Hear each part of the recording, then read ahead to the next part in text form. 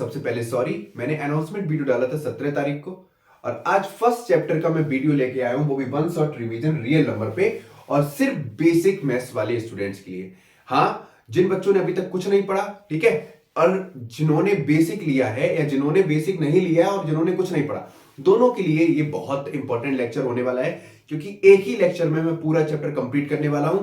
कितने क्वेश्चंस आपके लिए बन सकते हैं, कौन सा क्वेश्चन आपके लिए ज्यादा इंपॉर्टेंट है, हर क्वेश्चन एनालाइज करके मैंने सेलेक्ट किया है और मैं वही क्वेश्चन यहां पे कराऊंगा, साथ में कॉन्सेप्ट बताऊंगा। 40-45 मिनट जितने भी लगे, आपको सिर्फ एक बार मन से पढ़ना है।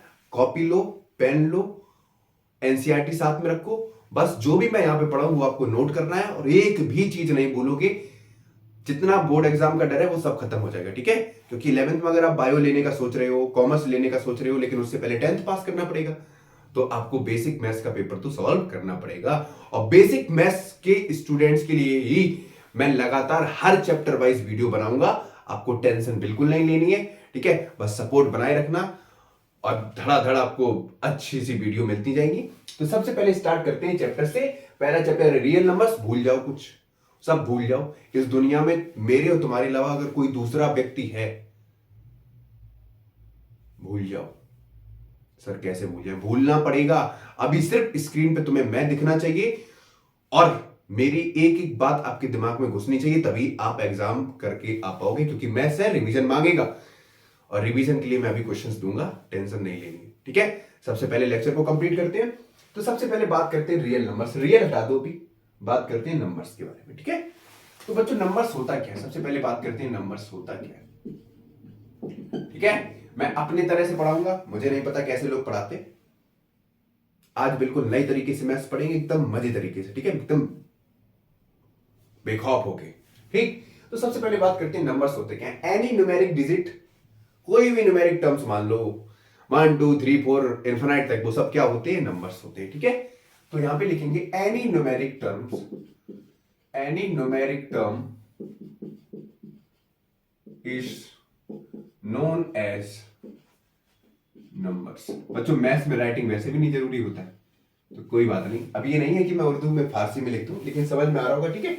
अब इसी के बाद बात करते हैं कि नंबर्स कितने टाइप के होते हैं। तो बच्चों, सबसे पहले बात करते हैं नेचुरल नंबर के बारे में, ठीक है, नेचुरल नंबर्स के बारे में। सर, हम पीजी नर्सरी में नहीं पढ़ रहे हैं जो आप हमको ये सिखा रहे हो। कोई बात नहीं, सीखना पड़ेगा, समझ में आया तभी आगे कर पाओगे। तो नेचुरल नंबर्स कौन से नंबर्स होते हैं बच्चों? जो number 1 2 3 4 dot dot dot infinite तक, नंबर कहां से स्टार्ट होते हैं? The number which starts from 1 और कहां तक चले जाए? अनंत तक चले जाए, उनको बोलते हैं नेचुरल नंबर, ठीक है। इसी के बाद बच्चों आता है होल नंबर। क्या आता है? Whole numbers. होल नंबर्स क्या होते हैं बच्चों? होल में देखो, कैसे याद रखोगे? होल में ये जीरो दिख रहा है ना, समझ में आया? याद रखो कि नंबर्स जो जीरो से स्टार्ट होंगे उनको बोलेंगे होल नंबर, ठीक है। 1 2 3 dot dot dot dot infinite तक, ठीक है। होल नंबर कहां से स्टार्ट होंगे? जीरो से। कहां तक जाएंगे? इन्फिनिटी तक जाएंगे, ठीक। इसी के बाद बच्चों आता है सी। सी आता है रियल नंबर्स। अरे सर, यही तो चैप्टर है। अब बच्चों, रियल्स नंबर्स होते हैं बच्चों, reals number set of rational number, rational number plus set of irrational numbers होते हैं, ठीक है, इरेशनल नंबर, ठीक है। आई बात समझ में? क्लियर हो गया? कोई दिक्कत? अब बच्चों, जो रियल नंबर्स जो होते हैं, ठीक है। अब रेशनल नंबर का मतलब क्या ले लो? पॉजिटिव नंबर ले लो, ठीक है, कॉमा नेगेटिव नंबर्स ले लो, कॉमा फ्रैक्शन ले लो, ठीक है, डेसिमल ले लो,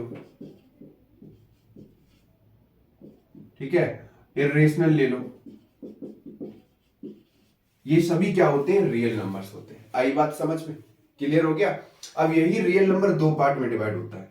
रियल नंबर दो टाइप का होता है बच्चों। पहला होता है रेशनल नंबर, रेशनल नंबर्स, और दूसरा होता है इरेशनल नंबर्स बच्चों, ठीक है, इरेशनल नंबर्स। समझाते हैं क्या होता है। रेशनल नंबर, जो नंबर पी अपॉन क्यू की फॉर्म में हो, पी अपॉन क्यू की फॉर्म में हो, मतलब numerator upon denominator, numerator upon denominator मतलब नर्स अपॉन डॉक्टर, ठीक है, अरे सर समझ में आ रहा है, पी अपॉन क्यू की फॉर्म में हो और नर्स अपॉन डॉक्टर बोल सकते हो इसको, न्यूमरेटर अपॉन डिनोमिनेटर की फॉर्म में हो, जिसमें जो क्यू होगा वो कभी भी 0 के बराबर नहीं होगा। ठीक है, इसको बोलते हैं इर्रेशनल नंबर। इर्रेशनल नंबर क्या होते हैं, जैसे जो भी अंडर रूट वाले टर्म्स हो गए, जैसे √3 हो गया, √5 हो गया, √2 हो गया, ठीक है, ये सभी कैसे होंगे, जनरली इर्रेशनल नंबर होंगे। आई बात समझ में, क्लियर हो गया? तो छापो फटाक से, पॉज करके वीडियो, फिर आगे बढ़ते हैं।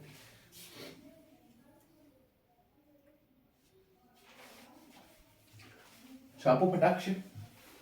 सर मजा आ रहा है? हाँ सर मजा आ रहा है, मजा आ रहा है। अभी मजे ले रहे हो, फिर बाद में ताता थैया होगी, है ना? कोई बात नहीं, हम हैं तो फिर किस बात का गम है। ठीक है,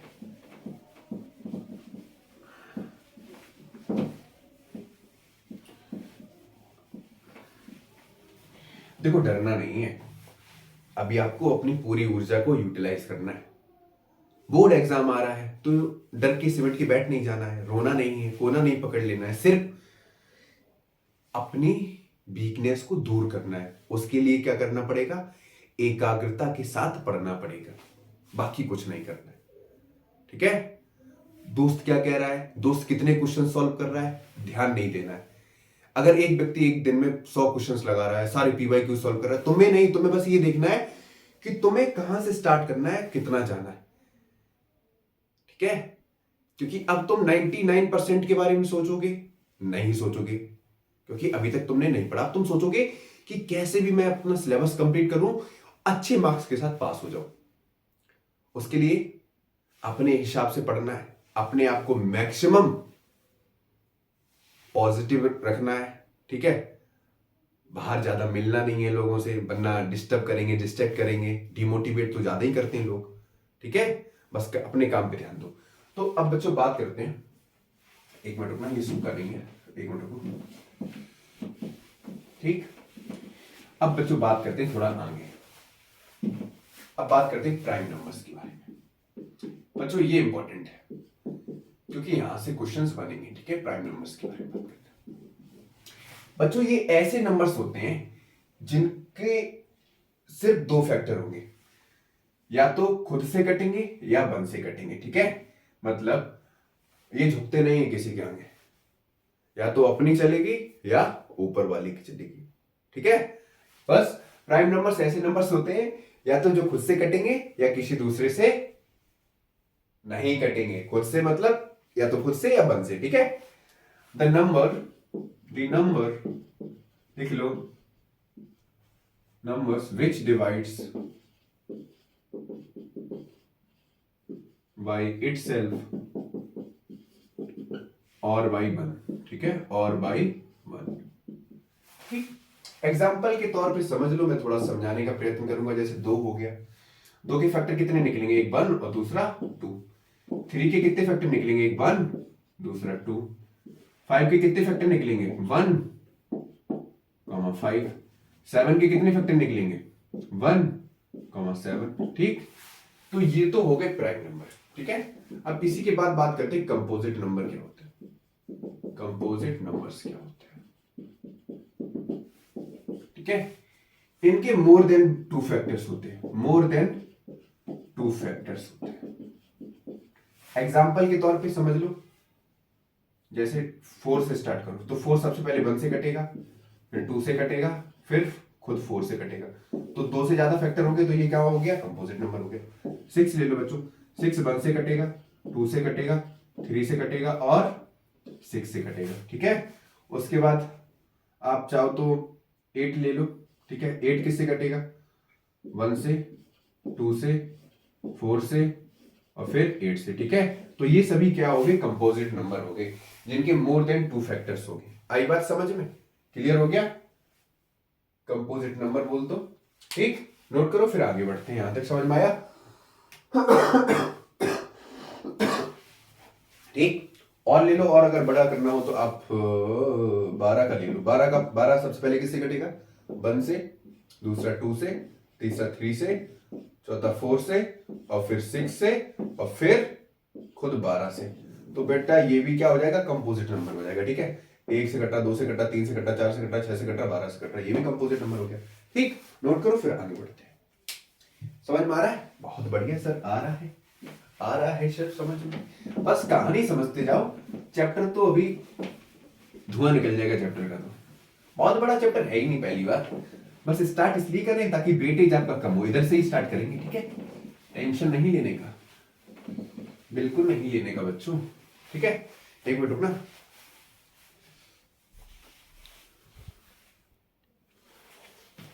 ठीक है, स्टार्ट करें बच्चों। ठीक, अब साथ साथ आपको समझना है और साथ साथ नोट करना। अभी नोट नहीं करना, पहले समझ लेना। अब बच्चों बात करते हैं प्राइम फैक्टराइजेशन की। Prime factorisation. अच्छा बच्चों, फैक्टराइजेशन तो आपको पता है, ठीक है? अब फैक्टराइजेशन कर रहे हैं किसका? प्राइम नंबर्स का। देखो, ठीक है, फैक्टराइजेशन कर रहे हैं किसका? हम प्राइम नंबर्स का। एग्जाम्पल के तौर पे ले लो, जैसे हम कोई भी नंबर ले ले रहे, एग्जाम्पल में ले लो 120, ठीक है? इसके फैक्टर्स निकालो, कितने आएंगे? 2 से काटो, 2 से काटोगे 60, 2 से काटोगे 30, 2 से काटोगे 15, 3 से काटोगे 5 और 5 से काटोगे, ठीक है? इसके फैक्टर्स कितने निकले? देखो 2 इंटू 2 इंटू 2 इंटू 3 इंटू 5, यही तो निकले। ठीक, इसको ऐसे भी लिख सकते हैं 2 की पावर 3 इंटू 3 इंटू 5, ठीक है? तो जो बच्चों नंबर आ रहे हैं, ठीक है, जो भी फैक्टर हमने निकाला है वो किस फॉर्म में आ रहे हैं? प्राइम नंबर्स की फॉर्म में। मतलब जो फैक्टर्स निकालेंगे हम, ठीक है, वो किस फॉर्म में आएंगे? प्राइम नंबर्स की फॉर्म में। देखो 2 3 5 प्राइम नंबर है। कैसे? 2 खुद से कटेगा और 1 से कटेगा, 3 खुद से कटेगा 1 से कटेगा, 5 खुद से कटेगा 1 से कटेगा। समझ में आया? मतलब कोई भी नंबर जो हम ले रहे हैं, ठीक है, ध्यान सुनो, प्राइम फैक्टराइजेशन मतलब कोई भी नंबर ले लिया। अब एक और बड़ा सा ले लो, मान लो 150 ले लो आप, ठीक है? 150 लोगे तो कितना आएगा? काटो 2 से काटोगे कितना आएगा? 125। अब किससे कटेगा? 5 से। 25 5 5 1। अब देखो इसके फैक्टर निकालो तो 2 इंटू 5 इंटू 5 इंटू 5, इसको हम ऐसे लिख सकते हैं 2 इंटू 5 की पावर 3। ठीक, अगेन ये कैसा है? प्राइम फैक्टर की फॉर्म में, प्राइम नंबर की फॉर्म में। ठीक, अब यहां पर हमको एक चीज पता चली कि जो भी कंपोजिट नंबर हम ले रहे हैं, ठीक है, ध्यान से सुनो, जो भी कंपोजिट नंबर हम ले रहे हैं, ठीक, अगर हम उसके फैक्टर्स निकालेंगे, ठीक है, तो वो हमेशा किस नंबर में मिलेंगे? प्राइम नंबर की फॉर्म में। प्राइम नंबर की फॉर्म में होंगे, ठीक है? आई बात समझ में? ये इंपॉर्टेंट नोट करके लिख लो। जो भी कंपोजिट नंबर ले लो, मतलब कितना भी बड़ा नंबर ले लो, जैसे मान लो 2 3 4 6 ले लो, ठीक है, ये कंपोजिट नंबर है। क्यों? क्योंकि इसके मोर देन 1 फैक्टर निकलेंगे। ध्यान सुनो, फैक्टर तो मोर देन 1 है ना, आई बात समझ में? इसके फैक्टर मोर देन 1 आएंगे। जैसे मान लो मैंने लिखा 11 लिखा, तो 11 की फैक्टर एक तो 1 होगा और दूसरा खुद 11 होगा, तो ये तो प्राइम नंबर हो गए। कंपोजिट नंबर के इसके मोर देन 2 फैक्टर होंगे, ठीक? तो ये कंपोजिट नंबर है, लेकिन जब इसके फैक्टर्स निकालेंगे तो हमेशा प्राइम नंबर की फॉर्म में ही आएंगे। आई बात समझ में? तो ये कॉन्सेप्ट यहां लगेगा। नोट करो, फिर नेक्स्ट बढ़ा जाए आगे। नोट करो फटाक से, तब तक समझ में आया?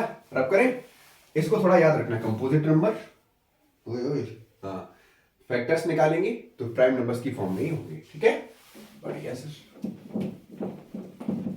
तो जो भी बेसिक स्टूडेंट्स हैं मैथ्स की, ठीक है, जिन्होंने सोच लिया है कि 11th में बायो लेंगे और जिन्हें मैथ्स से बहुत ज्यादा डर लगता है, मेरी तरह मुझे कुछ नहीं आती मैथ्स, ठीक है, तो वो क्या कर सकते हैं? आपके आसपास ऐसे जो भी बच्चे हैं जिन्होंने बेसिक मैथ्स लिया है, चाहे वो व्हाट्सएप हो, चाहे इंस्टाग्राम हो, चाहे फेसबुक हो, हर जगह ये चैनल और ये वीडियो शेयर कर दो ताकि ज्यादा से ज्यादा बच्चों तक ये वीडियो पहुंचे, उनका फायदा हो और मेरा फायदा हो, ताकि मैं और अच्छी अच्छी वीडियोस बना सकूं, ठीक है? समझ में आया? एक मिनट रुकना। बच्चों अब बात करते हैं एचसीएफ की, ठीक है? तो सबसे पहले बात करेंगे हम एचसीएफ की। एचसीएफ होता क्या है? हाईएस्ट कॉमन फैक्टर, ठीक है? कॉमन फैक्टर यही तो होता है, ठीक? अब जैसे कोई दो नंबर ले रहे, एक ले रहे 8, दूसरा ले रहे 10, इसके फैक्टर निकालो तो कितने आएंगे 2, 2, 2, यही तो आएंगे।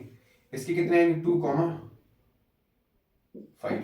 ठीक, अब इन दोनों में चेक करो हाईएस्ट कॉमन फैक्टर क्या है। जैसे मान लो ये है शीतल और ये हो आप श्याम। ठीक है, अब शीतल और श्याम में कॉमन गुण कौन से? मान लो आमने सामने कॉफी शॉप पे गए आप लोग, ठीक है, साथ में कॉफी पी रहे हैं। अब आप दोनों में कॉमन मैचिंग क्या है? तो कॉमन मैचिंग तो एक ही नजर आ रही है। ठीक है, बाकी कोई चीज कॉमन ही नहीं है। अब तुम्हें अंदर से डर लगेगा। तो हाईएस्ट कॉमन फैक्टर इन दोनों में कौन कितना है? 1। तो कितना हो गया 2। ठीक है, सपोज करो यहां पर 5 होता, सपोज करो, तो एक गुण और मिल जाता, तो हाईएस्ट कॉमन फैक्टर कितना आ जाता? समझ में आया? लेकिन यहां पर 5 तो है नहीं, यहां तो 5 तो है नहीं, तो हाईएस्ट कॉमन फैक्टर कितना निकला इसमें अपने पास? 2। तो 2 हमारा क्या हो गया? HCF किसका? 8, 10 का। ठीक है, अब मान लो हमको एलसीएम चाहिए, एलसीएम। ठीक है, अब एलसीएम के लिए क्या करना पड़ेगा? लीस्ट कॉमन वो निकालना पड़ेगा, मल्टीपल। तो जैसे मान लो हमने 8, 10 ही लिया यही। ठीक है, एलसीएम निकालना है हमको 8, 10 का। तो अगेन अब हमको क्या करना पड़ेगा? देखो सबसे पहले इसी में देखो, पहली चीज ये देखो इसमें कि जो नंबर मैच नहीं कर रहा बोले तो सबसे पहले 5 लिखा। ठीक है, अब ये देखो इसमें हाईएस्ट पावर देखो 2 की कितनी है, क्योंकि 2 भी तो है। 2 की हाईएस्ट पावर कितनी है? 3। तो ये हमारा क्या हो जाएगा? एलसीएम हो जाएगा। आई बात समझ में? क्लियर हो गया? कोई दिक्कत? समझ में आया? एक मिनट रुको। ठीक, अब एक चीज समझो, एलसीएम को हम एक तरह से और समझते हैं, इसको बोलते हैं लीस्ट कॉमन मेथड। क्या बोलते हैं? Least common method. ठीक है, अब लीस्ट कॉमन मेथड के लिए मान लो जैसे हमने दो नंबर लिए कोई से, एक लिया 6, दूसरा लिया 8। ठीक है, अब लीस्ट कॉमन का मतलब क्या है? इसके आगे मल्टीप्लाई करते जाओ, टेबल पढ़ते हो। 6 2 जा 12, 6 3 जा 18। ठीक है, 6 4 जा 24, 30, ऐसे आगे बढ़ते चले जाएंगे। आई बात समझ में? 8 की पढ़ो, पहला आएगा 16, दूसरा आएगा। ठीक, तो अब देखो इन दोनों में जो कॉमन है, सबसे छोटा कॉमन कौन सा है? कौन सा मैच कर रहा है? 24। ठीक है, तो ये 24 क्या हो जाएगा? इनका एलसीएम हो जाएगा। ठीक है, लीस्ट कॉमन मल्टीपल। ठीक है, एक एग्जांपल है और समझ लो, जैसे मान लो 4 और 6 का निकालना है हमें, तो 4 क्या हो, कितना होगा? 4 2 जा 8, 4 3 जा, ऐसे ऐसे बढ़ते चले जाएंगे। इसका कितना होगा? 24 12। ठीक है, 24 फिर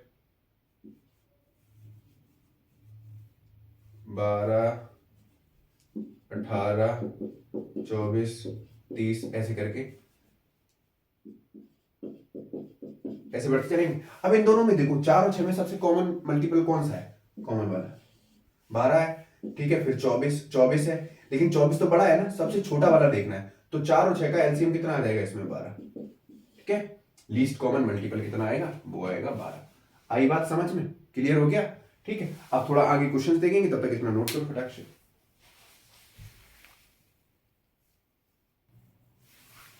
नोट हुआ? ठीक है, मैं रब कर रहा हूं।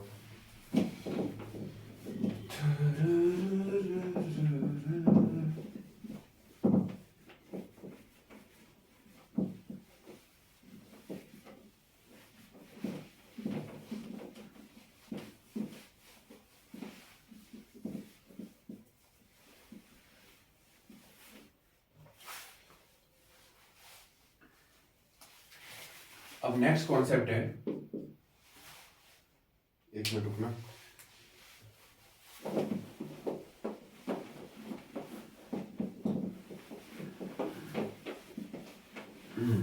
देखो अब नेक्स्ट है HCF and LCM by prime factorisation.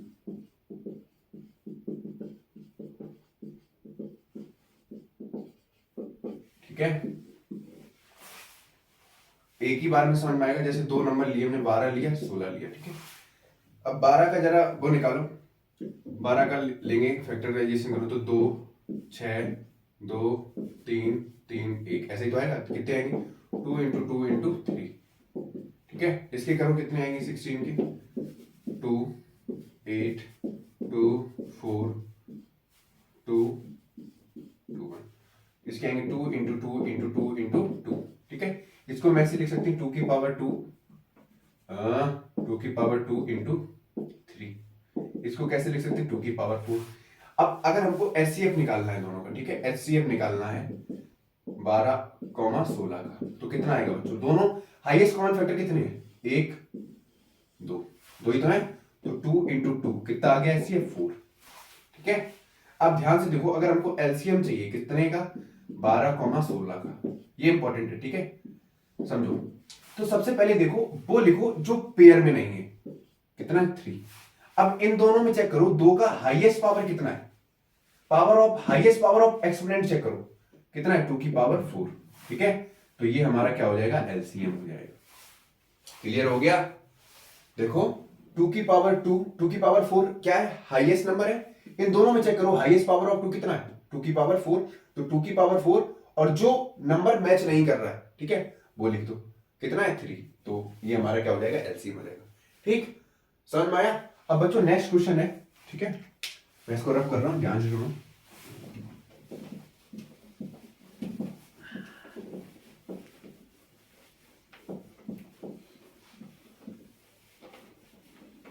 ठीक है, नेक्स्ट क्वेश्चन दे रखा है, find the sum of the exponent.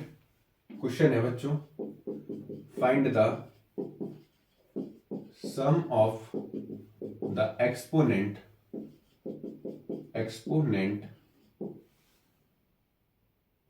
of prime factor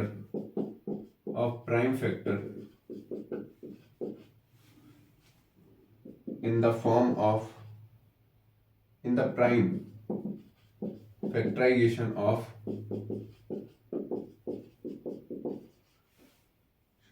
150।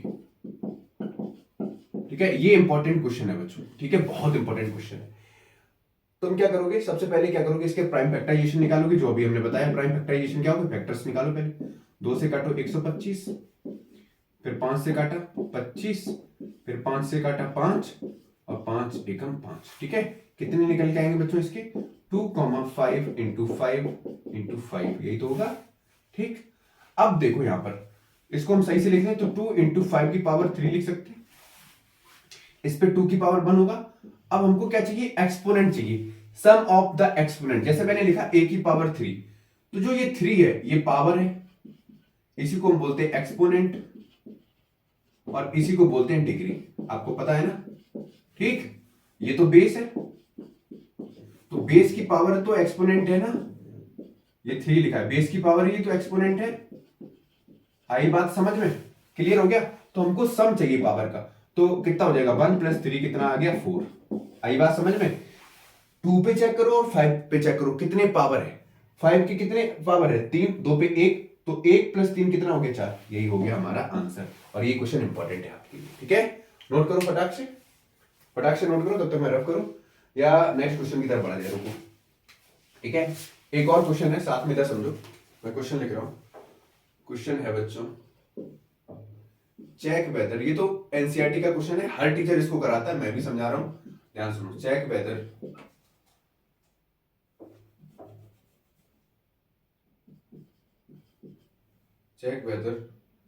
6 की power n can end with the digit 0 for any natural number, n।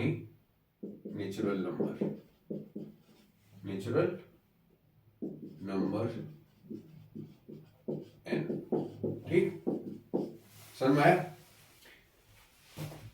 इतनी बात समझो, एक मिनट में। ठीक, अब यहां पर देखो इंपॉर्टेंट क्वेश्चन है, ये भी चेक करना है वेदर 6 की power n can and with the digit 0 for any natural number. सबसे पहले n चेक करो, n कोई नंबर है। अब यहां पर n क्या है, पावर ऑफ एक्सपोनेंट। ध्यान सुनो, n की जगह हम कितना भी रखें, 1 2 3 4 डॉट डॉट डॉट कितना भी रखें, ठीक है, n टाइम तक रखें। तो 6 की पावर 1, अभी मैंने क्या लिखा, बेस की पावर एक्सपोनेंट। जैसे मान लो 6 की पावर 1 लिखा, तो कितना आएगा 6 के फैक्टर निकालो, कितने आएंगे 2, 3। अब 2,3 ऐसे मान लो 6 की पावर 2 लिखो, तो 6 की पावर 2 के लिए क्या हो जाएगा, 6 इंटू 6, 2 इंटू 3, अगेन 2 इंटू 3, यही तो होगा। समझ में आया, क्लियर हो गया, ऐसे फैक्टर निकलेंगे। अब 6 की पावर 3 लिखो, तो 6 की पावर 3 के लिए क्या करना पड़ेगा, 6 into 6 into 6, again 2 into 3, 2 into 3, 2 into 3। इन सभी केसेस में हम कहां तक जाएंगे, 6 की पावर n तक। ध्यान सुनो, अब इसके लिए एक कॉन्सेप्ट है, मैं इसको रब कर रहा हूं, ध्यान से सुनना, इस वाले रीजन को मैं रब कर रहा हूं, ध्यान से देखो इधर। इतनी बात भेजे घुसी, हाँ घुसी सर, अभी बहुत कुछ समझ में आएगा, ध्यान से सुनो।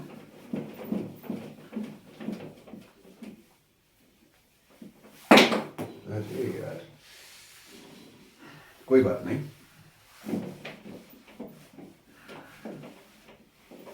देखो समझो, ये कोई मूवी नहीं चल रही है कि हर सीन एकदम एडजस्ट होके चल रहा है, ठीक है, बस पढ़ा रहे हैं, बस मन से पढ़ना है। ध्यान सुनो, कोई भी नंबर लिखो, कोई भी नंबर, कोई भी नंबर एन डिजिट जीरो होने के लिए, ठीक है, जीरो होने के लिए प्राइम फैक्टर्स 2 इंटू 5 दोनों के मल्टीपल फॉर्म में होना चाहिए, मल्टीपल फॉर्म में होने चाहिए, ठीक है, ये रहा कॉन्सेप्ट।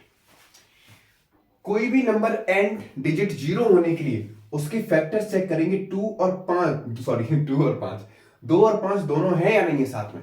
अब इसमें देखो, इसमें 2 है, 5 रहेंगे, चाहे 6 की पावर 1 लो, चाहे 6 की पावर 2 लो, चाहे 6 की पावर 3 लो, चाहे 6 की पावर 10 लो, चाहे 6 की पावर 1000 लेते जाओ, उसमें 2 तो मिलेगा लेकिन मल्टीपल 5 नहीं मिलेगा। तो हेंस कह सकते हैं कि 2 की पावर 5 यहां पर नहीं है, जिसकी वजह से 6 की power n can not be end with digits zero. आई बात समझ में, क्लियर हो गया। अगर ना समझ में आया तो वीडियो थोड़ा बैक कर लेना, आपको समझ में आ जाएगा, ठीक है। नोट करो फटाक से, ये कॉन्सेप्ट नोट करो, फिर आगे बढ़ते हैं।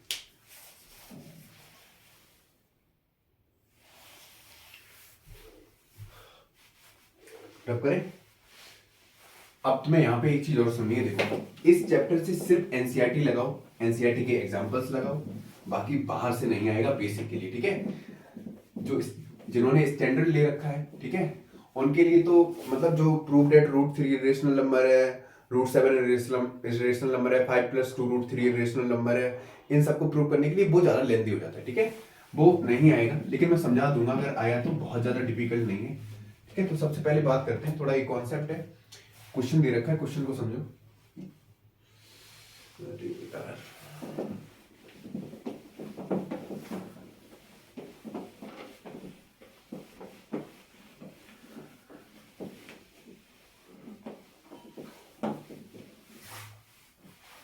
ठीक है, क्वेश्चन है हमारे पास,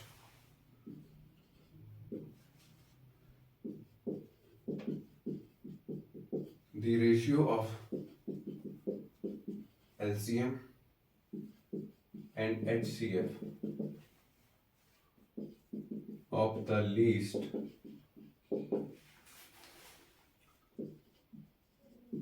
composite and least prime number is, ठीक, सॉरी देखो अब यहां पे इस क्वेश्चन को ध्यान से समझो। रेशियो बताना है LCM and HCF of the least composite number and least prime number.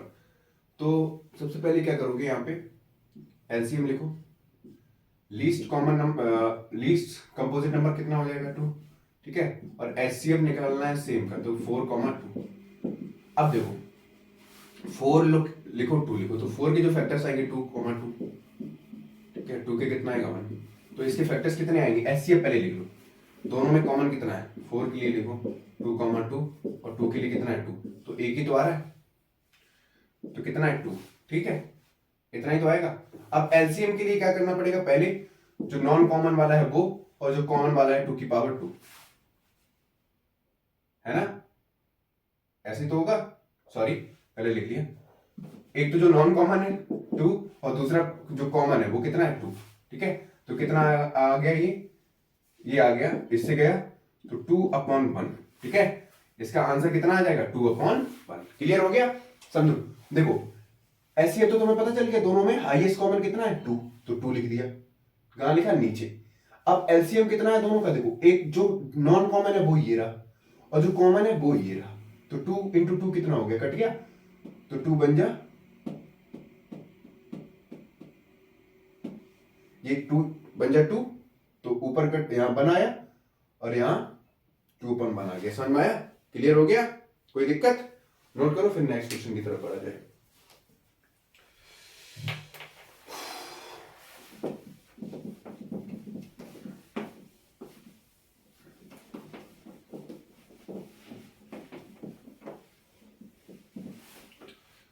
अब एक थोड़ा फॉर्मूला याद रखना है, ठीक है? एक फॉर्मूला है बच्चों, एक फॉर्मूला होता है जैसे HCF जैसे A, B into LCM A, B बराबर प्रोडक्ट ऑफ 2 नंबर्स, ठीक है? Product of 2 numbers. मैं यहां पे दोबारा लिख रहा हूं, ध्यान से सुनो। मैंने क्या लिखा, HCF A और B कोई 2 नंबर है इंटू LCM A और B 2 नंबर है इंटू प्रोडक्ट ऑफ 2 नंबर्स, मतलब A इंटू B, ठीक है? A B को क्या बोलते हैं, प्रोडक्ट ऑफ 2 नंबर्स। अगर मान लो मुझे LCM निकालना है इसी में A, B का, तो मैं क्या करूंगा, A इंटू B मतलब product of 2 numbers upon HCF इसका A, B का। अगर मुझे HCF निकालना है A, B का, तो मैं करूंगा A into B upon LCM A, B, ठीक है? यही फॉर्मूला है जो अलग अलग तरह से आपको पूछा जा सकता है, याद रखना। इससे रिलेटेड क्वेश्चन आ सकता है, जैसे एक क्वेश्चन है, ध्यान सुनो। क्वेश्चन ये रहा, इफ HCF 253, 440 इक्वल टू दे रखा है 11, ठीक है?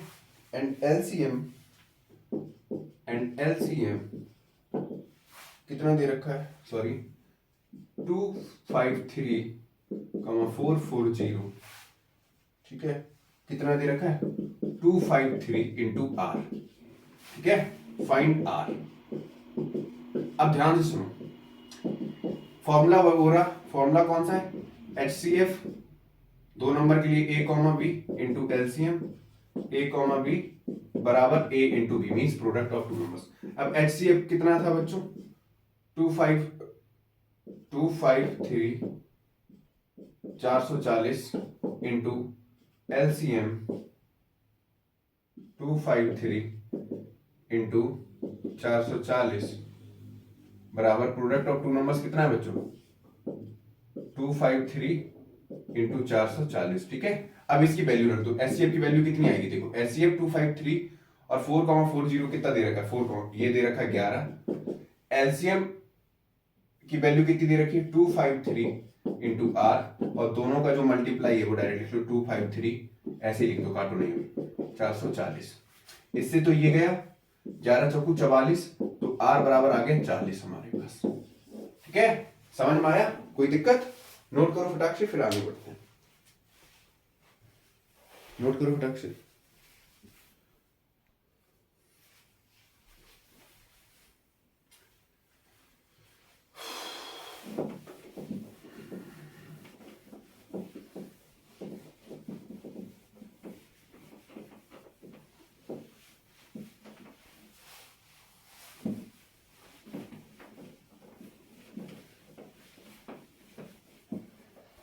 इसके बाद पॉलिनोमियल पे वीडियो आएगी, ठीक है? टेंशन नहीं लेने का, बिल्कुल वही क्वेश्चंस कराऊंगा जो बेसिक मैथ्स के लिए इंपॉर्टेंट है, बहुत ज्यादा भगदड़ वाले क्वेश्चंस नहीं कराऊंगा, ठीक है? आपका पेपर अच्छा हो, सटीक जाए, अच्छे से सारे क्वेश्चंस अटेम्प्ट कर पाओ, वही कराऊंगा। और एक चाहो तो आप बेसिक मैथ्स का सैंपल पेपर परचेज कर लो, वरना मैं अभी चैप्टर मतलब सैंपल पेपर वाले क्वेश्चंस कराऊंगा यहाँ पे, ठीक है? क्लियर हो गया? टेंशन नहीं लो, कमेंट बॉक्स में बताते रहना, उसी हिसाब से चलते जाएंगे, ठीक है? एक क्वेश्चन और है।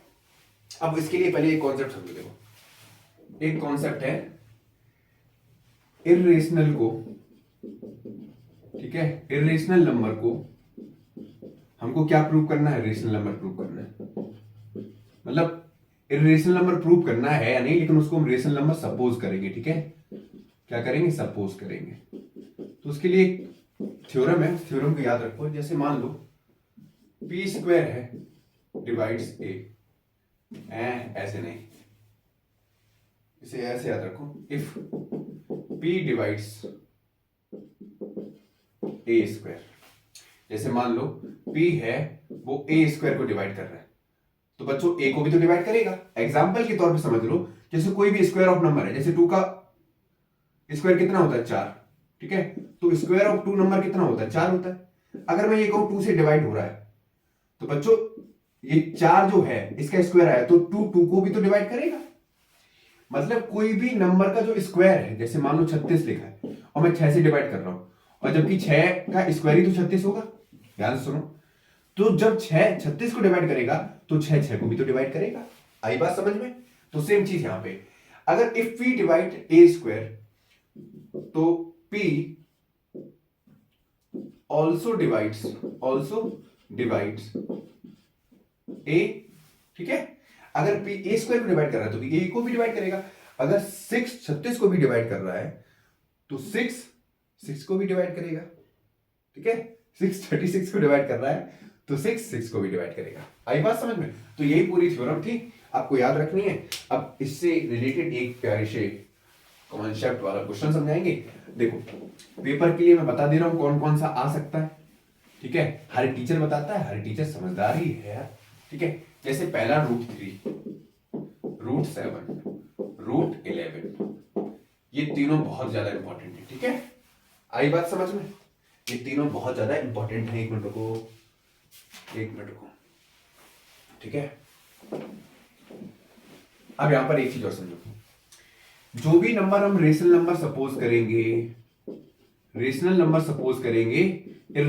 प्रूव करने के लिए। ठीक है, जैसे तो P अपॉन Q की फॉर्म में होगा। ठीक है, यहां पर एक कंडीशन है।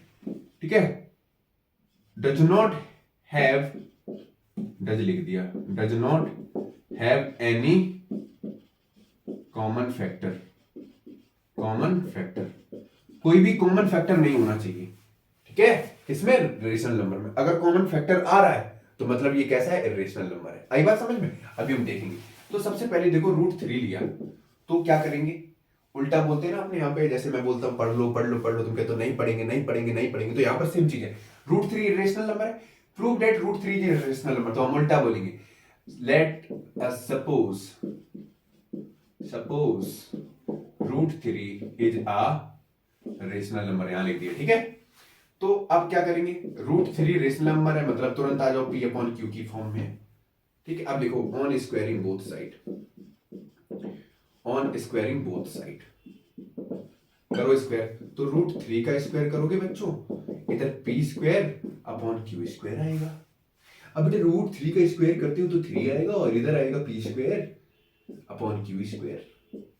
बेटा मामला जच नहीं रहा है तो उल्टा कर दो। ठीक, मैंने लिख दिया Q² बराबर P² अपॉन 3। अब ध्यान से सुनो, कंडीशन आ गई, इफ 3 डिवाइड्स P², लिखो केश, इफ 3 डिवाइड्स, अगर 3 डिवाइड्स P² तो ऑल्सो 3 डिवाइड्स P। ठीक है, तो इसको हम ऐसे लिख सकते हैं, Q बराबर P अपॉन 3।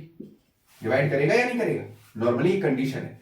तो जब देखो, जब 3P² को डिवाइड कर रहा है तो कोई नंबर मिल रहा है हमको Q² विदाउट अ रिमाइंडर। ठीक है, रिमाइंडर नहीं बचेगा यहाँ पे। अगर 3 को हम P² को डिवाइड कर रहे हैं, ठीक है, P² को 3 से डिवाइड कर रहे हैं तो कितना मिल रहा है, तो जब 3 P को डिवाइड करेगा तो यहां पर कोई नंबर आएगा, जैसे P अपॉन 3, तो कोई भी नंबर ले लिया, मान लो A ले लिया हमने। ठीक है, या M मान लो, ठीक है, कुछ भी मान लो। तो अगर मुझे P की वैल्यू मिलेगी तो P की वैल्यू कितनी मिल गई, 3M, और इसको दे दो इक्वेशन फर्स्ट, तो put P equal to 3M, put in first लिखो, पुट इन फर्स्ट। तो बेटा फर्स्ट में रखोगे, कैसे रखोगे, देखो Q² बराबर आएगा P की जगह कितना है, 3M का स्क्वायर अपॉन 3, तो Q² बराबर आएगा बच्चों 3 3 9M² अपॉन 3, तो काट दोगे तो क्या मिल जाएगा अगेन क्यू स्क्वायर बराबर 3m स्क्वायर। अगेन उल्टा चलो, अब बेटा यहां पे कर दो, m स्क्वायर बराबर क्यू स्क्वायर अपॉन 3 लिख सकते हैं। अब फिर चीज, इफ 3 डिवाइड्स क्यू स्क्वायर, लिखो फिर से वही चीज, इफ 3 डिवाइड्स क्यू स्क्वायर, तो जो 3 है 3 ऑल्सो डिवाइड क्यू, ठीक है। अब 3 क्यू को डिवाइड करेगा तो सेम चीज लिखो यहां पर, तो हम क्या लिख सकते हैं, q अपॉन 3, इसको हमने n मान लिया। अब q की वैल्यू कितनी आ जाएगी, 3n। आ गई। अब p अपॉन q की फॉर्म में जो हमने लिया था, ध्यान सुनो, p अपॉन q की फॉर्म में जो लिया था, अब p की वैल्यू कितनी थी, देखो p की वैल्यू कहां गई रे, कितनी थी, 3m। q की वैल्यू बच्चा कितनी निकली, 3n। अब देखो दोनों का कॉमन फैक्टर है, इधर भी 3 आ रहा है, इधर भी 3 आ रहा है। मैंने क्या कहा, p अपॉन q में कोई भी कॉमन फैक्टर नहीं होना चाहिए, तो जो भी एजम्पशन हमने लिया है वो गलत हो गया, जो भी कॉन्ट्राडिक्शन हमने लिया था वो गलत हो गया। Hence √3 is a irrational number. बात भेज में खुशी, सेम √7 के लिए होगा, सेम √11 के लिए होगा। अगर मान लो ऐसे दे दिया जा रहा 5 प्लस √3, तो कुछ नहीं करना है, सेम चीज लेनी है, 5 प्लस √3 दे दिया गया, तो इस 5 को इधर भेज दो। तो जब इधर भेजोगे तो क्या आएगा, एक स्टेप यही देख लो, तो √3 बराबर आएगा p अपॉन क्यू माइनस का 5। बच्चों ये भी रेशनल नंबर है, ये भी रेशनल नंबर है। अब अगेन √3 को हम अलग से प्रूव करेंगे जैसे अभी किया, और इसको अलग ऐसे ही रहने देंगे। तो बाद में यहां पे लिख देंगे कि जो LHS है वो किसके बराबर नहीं आ रहा है, RHS के, ठीक है।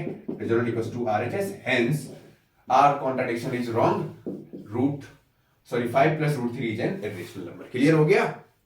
इस जो √3 है इसको अगेन पूरा प्रूव करेंगे और इसको ऐसे ही लिख देंगे, ठीक है। मतलब इसको पूरा प्रूव करने के बाद फिर बस इतना लिखना है, इधर कुछ नहीं छेड़खानी करनी है, इधर करना है, इसको प्रूव करोगे पूरा जैसे किया है, फिर बाद में लिखना LHS result equals to RHS, ठीक है। लेकिन वो आएगा नहीं, तुमने बेसिक लिया तो बेसिक के लिए इतना इंपॉर्टेंट है, ठीक है। आई बात समझ में, चैप्टर कंप्लीट हो गया है, और एनसीईआरटी जरूर इसकी लगाना, ठीक है। और फिर कोई डाउट हो तो बताना मुझे। आज के लिए chapter first complete, next chapter polynomial होगा। हाँ, अगर आपने साइंस की तैयारी नहीं की है, साइंस में फिजिक्स में क्लास 10th में जितने भी चैप्टर्स हैं आपने उनकी क्वेश्चंस प्रैक्टिस नहीं की है, तो मेरे मेन चैनल पे आप मेगी क्लासेस पे जाइए, वहां पे प्लेलिस्ट में जाके इलेक्ट्रिसिटी के टॉप न्यूमेरिकल्स कराए हैं, लाइट रिफ्लेक्शन एंड रिफ्रैक्शन के टॉप न्यूमेरिकल्स कराए हैं, ठीक है। केमिस्ट्री के सभी चैप्टर्स के इंपॉर्टेंट क्वेश्चंस मैंने कराए हैं, कार्बोनेट्स कंपाउंड के भी नहीं कराए, बाकी सभी के कराए हैं। आप अच्छे से प्रैक्टिस कर सकते हो, बहुत सेलेक्टेड क्वेश्चंस हैं, ठीक है, और आपका भला हो जाएगा। आज के लिए इतना ही।